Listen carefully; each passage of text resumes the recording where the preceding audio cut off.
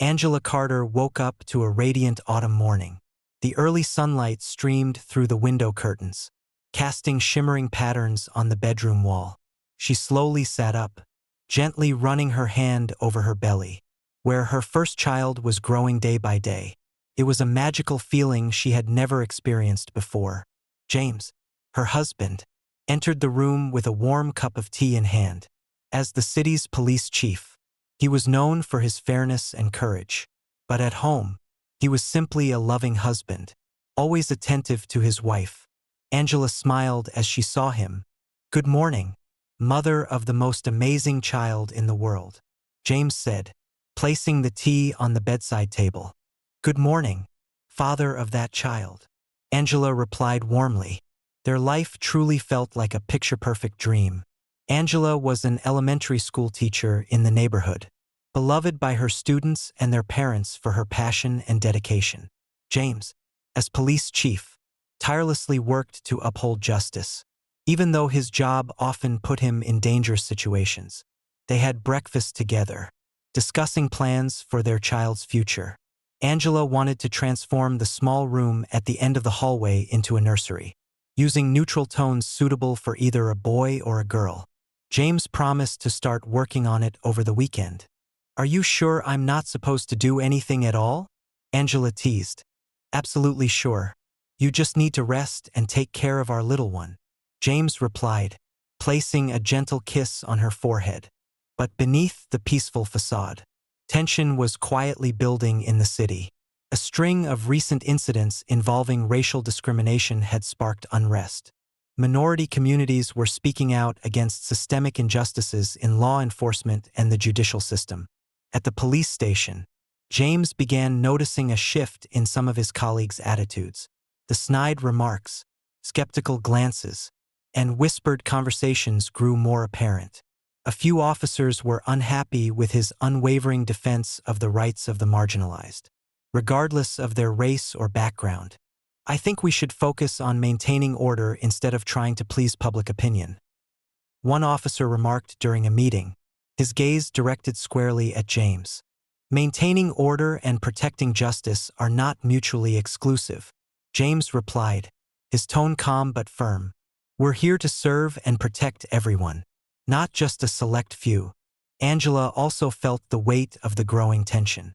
Some parents at her school began avoiding her, no longer greeting her warmly as they once did. She understood that not everyone supported her husband's approach to leading the police force. While Angela tried to ignore the judgmental stares, deep down, she couldn't shake her unease. "Are you feeling pressured?" James asked one evening as they sat together on the couch. "Not too much," Angela replied, though her eyes betrayed her words. James took her hand in his. "I'll do whatever it takes to protect you and our baby. You don't need to worry about anything." One weekend afternoon, Angela stopped by the neighborhood grocery store to pick up a few items for dinner. She wore a loose maternity dress, her feet slightly swollen from pregnancy, but she moved slowly with her usual smile. While selecting fruit, she noticed a few people glancing her way. A sense of discomfort crept in, but Angela tried to brush it off. Unbeknownst to her, she had caught the attention of David Blake, an off-duty police officer investigating a recent theft. David eyed Angela with suspicion, his gaze filled with bias. "You there. Stop," David called out loudly, his voice drawing the attention of everyone around. Startled, Angela turned to face him. "Is there a problem, officer? You match the description of a suspect in a recent theft. Let me check your bag," David demanded, his tone accusatory. Angela felt deeply insulted. "I'm just shopping. I'm a teacher at the local elementary school, and I'm pregnant. Why would you think I'm a criminal?" David ignored her protest. He grabbed Angela's arm, causing her to stumble. "I don't need your excuses. You'd better cooperate if you don't want to be arrested." Bystanders tried to intervene, but David threatened them into silence. Angela, feeling the pressure on her belly, cried out in pain. "You're hurting me," she shouted before collapsing unconscious. Angela was rushed to the hospital immediately after the incident. She was in emotional shock and had to stay for monitoring to ensure the health of both herself and the baby. James received the news from a colleague and hurried to the hospital. When he saw his wife lying in the hospital bed, James could barely contain his anger. He demanded an immediate investigation into the incident. Upon learning that the officer responsible was David Blake, a member of his own force, James was enraged to the point of almost losing control. "Do you realize the person you attacked is my wife?" James shouted when confronting David at the police station. David shrugged nonchalantly, his tone cold. "I was just doing my job." James clenched his fists, struggling to remain calm. "Your job doesn't include assaulting an innocent woman, especially a pregnant one." Meanwhile, public outrage erupted when a bystander's video of the incident was posted on social media. The footage showed Angela being humiliated and assaulted in the store, accompanied by David's prejudiced remarks. The video quickly went viral, sparking a wave of anger and demands for David's punishment and broader police reform. Despite his pain and fury, James resolved not to let this incident be swept under the rug. He knew this wasn't just a fight for Angela, it was a fight for justice. As the video of the incident spread across social media, the city was engulfed in a wave of outrage. Posts, comments, and hashtags demanding justice for Angela appeared everywhere. Human rights organizations and minority communities immediately voiced their concerns, calling for severe punishment for David Blake. Small protests grew into a large movement, sweeping through the city. James, in his role as police chief, found himself at the center of the storm. He faced criticism from all sides. The community demanded immediate action, while some officers in his force accused him of bowing to public pressure and abandoning his team. "Are you letting social media run your police department now?" a senior officer shouted during an internal meeting. "David was just doing his job. Maybe your wife should have been more careful." The words hit James like a knife. He clenched his fists but maintained his composure. A police officer's duty is to protect citizens, not target them out of prejudice. "I will not cover for anyone who goes against that principle, no matter who they are." Though firm, James's words left him increasingly isolated within his own force. Trust among his colleagues eroded, and whispers behind his back became common. Still, James refused to waver. Angela, still hospitalized for health monitoring, also felt the pressure from public scrutiny. She received hundreds of messages from strangers, some offering support, others blaming her. A few even included threats, adding to her anxiety. "James, do you think things have gotten out of control?" Angela asked during one of his visits. James took her hand. "I know things are difficult right now, but I won't let anyone hurt you again. I promise." After nearly a week in the hospital, Angela was finally discharged. She returned home with her health improved, but her emotional wounds remained raw. The once cozy house no longer felt peaceful. The windows were covered, the curtains tightly drawn to keep out the prying eyes of passers-by. Journalists and protesters occasionally gathered near their home, creating an ongoing sense of chaos. Angela tried to return to her daily routine, but the scars on her heart were slow to heal. Every time she recalled the aggressive gaze of David Blake and the insults he hurled at her, Angela felt like a criminal, despite having done nothing wrong. One day, while James was at the office, Angela decided to step outside for some fresh air. She took a walk around the neighborhood, trying to ignore the judgmental stares from her neighbors. Some whispered as she passed. A few showed sympathy, but there were also cold, piercing gazes that sent shivers down her spine. An elderly white woman who lived nearby stopped and gently placed a hand on Angela's shoulder. "Dear, I'm so sorry for what you've been through, but don't let them extinguish the light within you. You're stronger than they think." Angela gave a faint smile, thanked the woman, and continued walking. Those simple words, though brief, gave her a small but meaningful dose of strength to face the days ahead.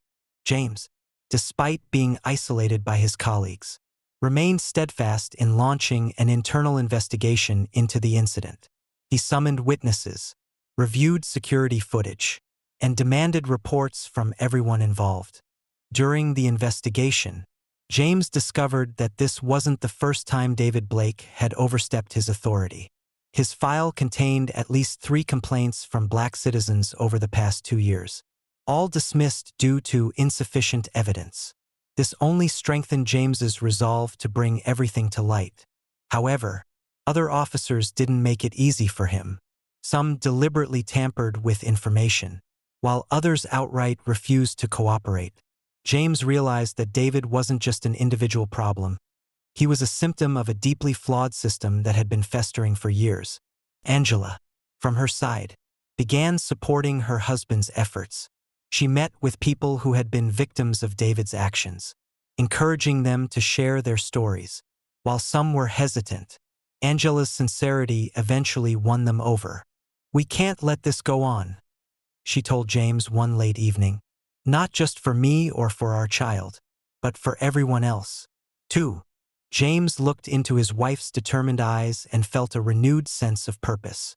"I promise, I won't let you down," he said. The investigation and public scrutiny not only impacted James's work but also brought tension to their family. Angela grew increasingly anxious as James worked late hours and frequently received threatening phone calls. One evening, as James walked through the door, Angela confronted him. "James, I want you to stop." James looked at her, surprised. "Stop? What are you talking about? I know you're trying to fight for justice, but can't you see? We're being threatened. I'm worried about you, about our baby, about our family." James sighed, sitting down beside her. "I understand, Angela, but if I stop, it means we're allowing people like David to keep doing what they're doing. I can't do that." Angela looked at her husband, her eyes filled with worry. "But what if it costs us everything?" James took her hand, giving it a reassuring squeeze. "We won't lose everything. I'll do whatever it takes to protect you and our child. But I can't turn my back on what's right." The conversation left Angela with a lingering sense of unease. She couldn't stop James, but with each passing day, the weight of fear pressed heavier on her.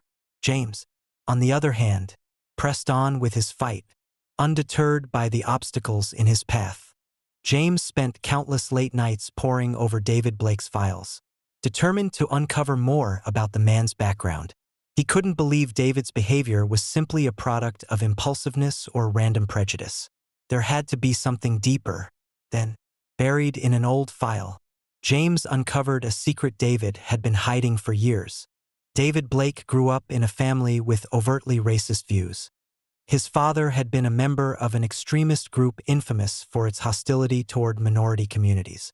From a young age, David had been indoctrinated with these beliefs, accepting them as a normal part of life.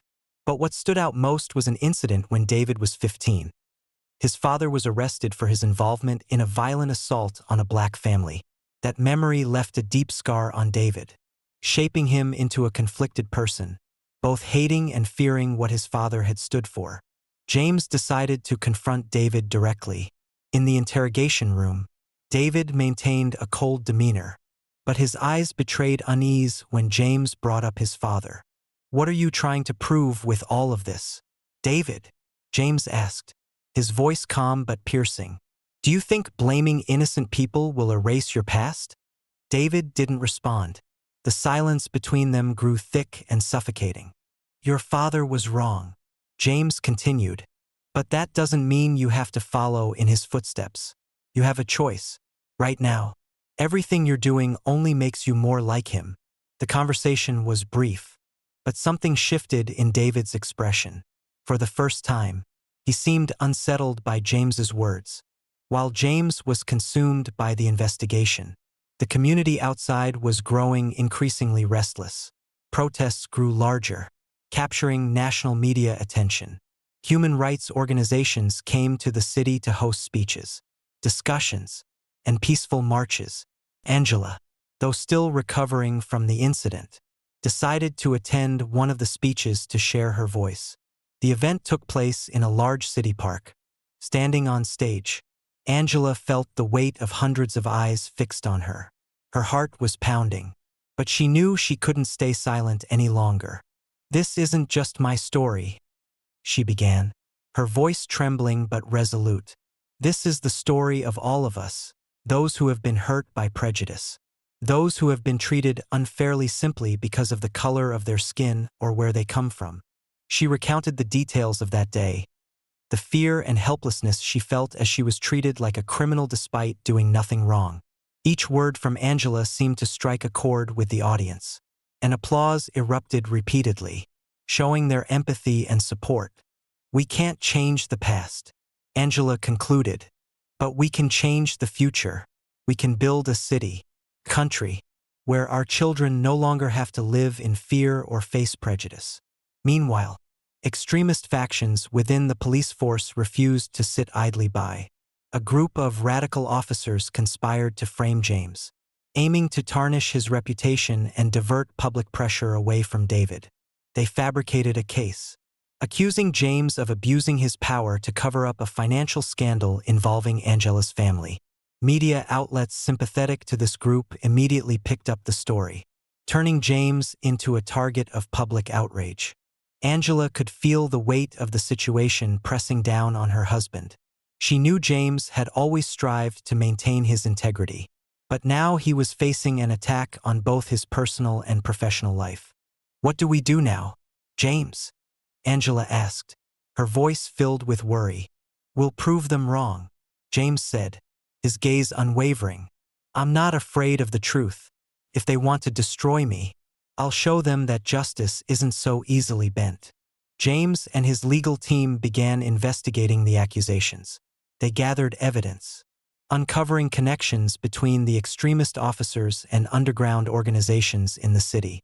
After days of relentless work, James finally obtained enough proof to turn the tables. James held a major press conference to reveal the truth. Armed with clear evidence, he exposed how the extremist group of officers had not only fabricated the false accusations against him, but had also concealed years of misconduct. The press conference not only cleared James's name but also unveiled a deep network of corruption and discrimination within the police force. Public opinion erupted once again, but this time in support of James and Angela. Apologies came from city officials and senior police leaders, along with promises for comprehensive reform within the department. David Blake, under pressure from both the law and public scrutiny, was finally brought to trial.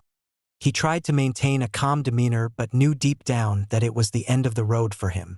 Angela decided to attend the trial not to confront him, but to close a painful chapter in her life. When asked if she had anything to say to David, Angela stood up and looked directly at him. "I forgive you," she said, her words leaving the courtroom in silence. "Not because you deserve it, but because I refuse to carry this burden any longer.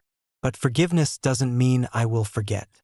I hope you find the right path, because no one deserves to live consumed by hatred." David lowered his head, for the first time in months shedding his arrogance. The trial of David Blake drew significant public attention, not only because of the gravity of the incident, but also because it had become a symbol of the fight against racial prejudice within the justice system. Angela, James, and advocates for justice were present in the courtroom to witness the truth being unveiled. In his testimony, David continued to justify his actions, claiming he had been acting on professional instinct. However, the evidence and witness statements, along with the supermarket video, laid bare the truth. The jury could not ignore the cruelty and bias evident in David's actions. The final verdict was delivered. David was sentenced to prison for assault and violating human rights. As the sentence was announced, a wave of relief and applause swept through the courtroom. For Angela, this wasn't just justice for herself but a victory for everyone who had been hurt by prejudice. Yet Angela didn't feel triumphant. As she watched David being escorted out of the courtroom, all she felt was a deep sadness. She understood that his actions were rooted not only in hatred but also in a system that had twisted his perspective from a young age. Still, she believed that only through accountability could he be forced to confront the truth and, perhaps, change. After the trial, Angela received a letter from David. In it, he expressed regret for his actions and admitted that he had been driven by anger and prejudice. David wrote that his time in prison had forced him to reflect on his life, and he hoped that one day he might find a way to make amends. Angela read the letter in silence, her heart filled with conflicting emotions. She knew that an apology couldn't undo the harm he had caused. But she also recognized that David's willingness to confront his mistakes was a crucial first step toward change. Angela decided to visit David in prison. She wanted to look him in the eye and better understand the man behind the wrongful actions. "Why did you do it?" Angela asked as they sat across from each other in the visitation room. "What in your past made you the person you became?" David sighed, his weariness evident in his eyes. He spoke of his childhood, growing up in a family where hatred was passed down like an inheritance. He explained how he had tried to escape the shadow of his father but only found himself consumed by it. "I can't change the past," David said, his voice trembling. "But I want to change the future, if you can give me that chance." Angela said nothing more. She left the prison with a sense of quiet relief. While she couldn't change what had happened, she believed she had planted a seed of hope in David's heart. With David convicted and the corruption network within the police force exposed, the city began implementing significant reforms. James was tasked with leading the reform program, aiming to build a more transparent and equitable police force. Anti-racism training sessions and community engagement workshops were organized. James worked tirelessly to ensure that his officers were not just enforcers of the law but also protectors of the rights of all citizens, regardless of their race or background. Angela also played an active role. She participated in workshops, gave speeches at schools and nonprofit organizations, and called on people to challenge prejudice and build a peaceful society. Her story became a source of inspiration, especially for young women of color. However, the journey toward change was far from easy. Extremist groups resisted the reforms, resorting to threats and violence in an attempt to maintain their hold on power. But Angela and James remained undeterred. They understood that when one person stands up, others will find the courage to follow. A few months later, Angela gave birth to a healthy baby girl. She named her Hope, a reminder of all that her family had endured and the brighter future they were striving for. Baby Hope became a symbol of change, not just for Angela and James, but for the entire community. The day Hope was born, their home was filled with laughter and joy.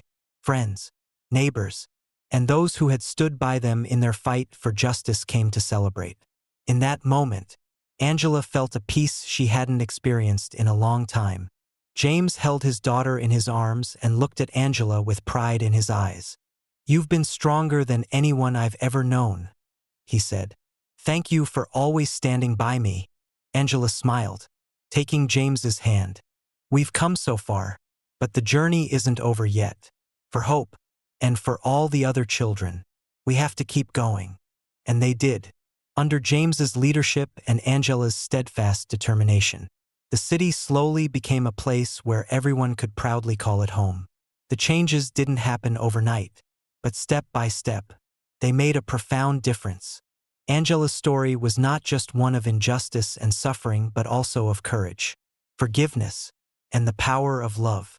And though challenges lay ahead, Angela knew that as long as she had hope, she would never stop moving forward. Although the city had begun to change, dissenters within the police force and extremist groups refused to back down. A group of former officers, suspended after the corruption scandal was exposed, began holding secret meetings. They were not only enraged by their loss of power but also viewed James and Angela as symbols that needed to be eliminated. The threats became increasingly evident when James's family started receiving anonymous letters filled with menacing messages. One day, as Angela was outside in the garden with baby Hope, she noticed a strange man standing at the corner of the street, his gaze cold and threatening. Quickly, she brought Hope inside and alerted James. James convened an emergency meeting with his loyal colleagues. "We can't let these people destroy everything we've worked so hard for," he said. "But we need to be careful. if they're willing to threaten my family. They won't stop there. Angela, though worried, refused to leave the city. We can't run away, she told James. I won't let them win. James understood that his wife was not only strong but also resolute in protecting what they had achieved. But he also knew that they had to act quickly before things escalated further. One night, while Angela and James were asleep, a loud noise shattered the quiet outside their window.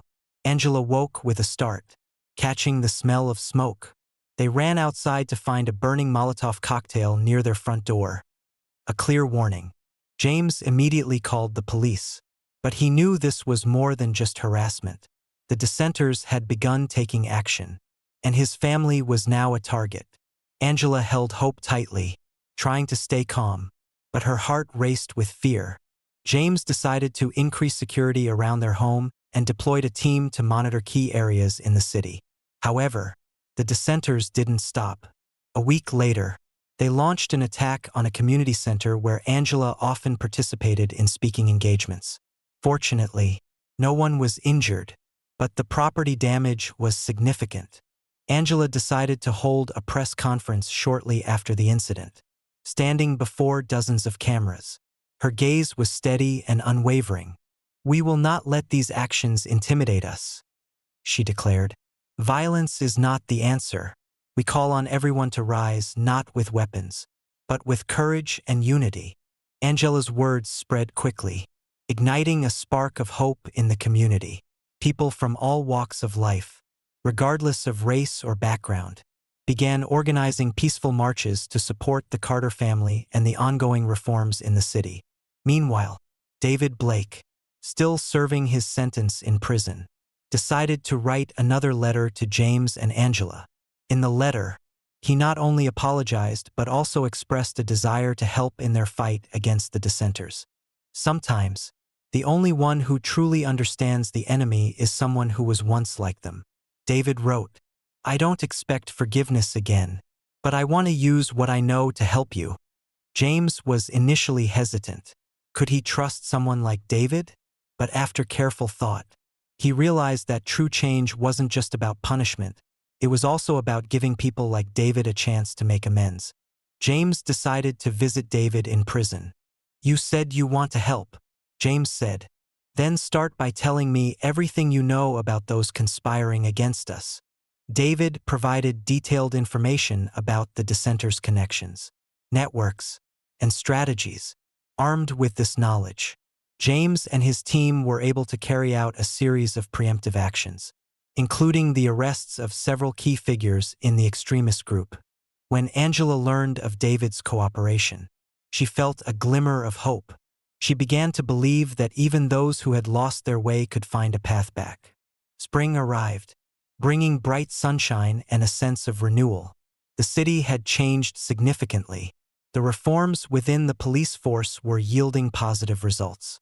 New officers were recruited under clear criteria of fairness and compassion, while older officers accused of discriminatory behavior were either removed or required to undergo retraining programs.